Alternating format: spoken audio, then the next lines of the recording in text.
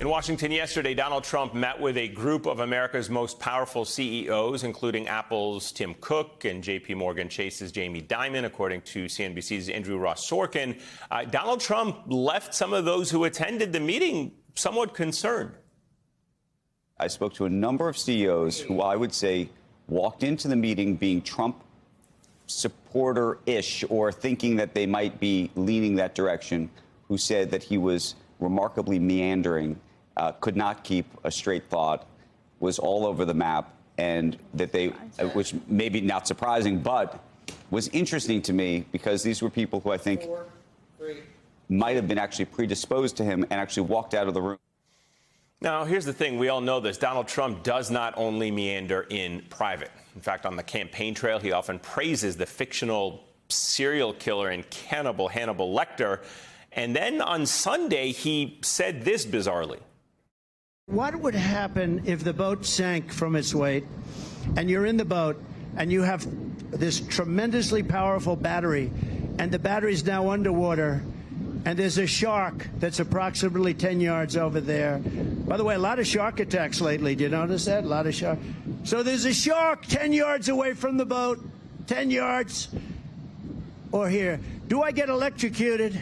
If the boat is sinking, water goes over the battery, the boat is sinking. Do I stay on top of the boat and get electrocuted? Or do I jump over by the shark and not get electrocuted? If I would have said that with a group of friends at a coffee shop here in Brooklyn or in New York, they would be very worried about me. But that's the Republican presidential nominee thinking out loud. Do I jump over by the shark and not get electrocuted? Is this a sit-down old man moment? I mean, after all, Trump is 78 today, or is this a symptom of an unwell mind that we should be all worried about as a country? I mean, there is a relationship between buffoonery and dictatorship. I mean, just look at this video released by North Korea. It's Kim Jong-un just last month.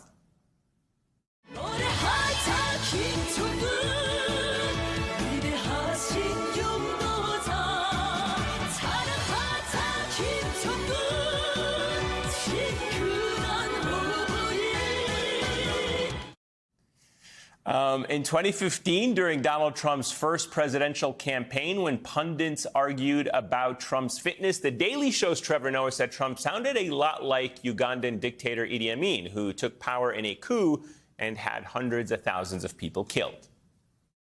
Once you realize that Trump is basically the perfect African president, you start to notice the similarities everywhere. I say not in a braggadocious way. I've made billions and billions of dollars. I made a tremendous amount of money. I'm really rich. I have a great temperament. They love me anyway. I don't have to do this. I've done an amazing job. I was born with a certain intellect. God helped me by giving me a certain brain. Idi Amin, former president and best president of Uganda.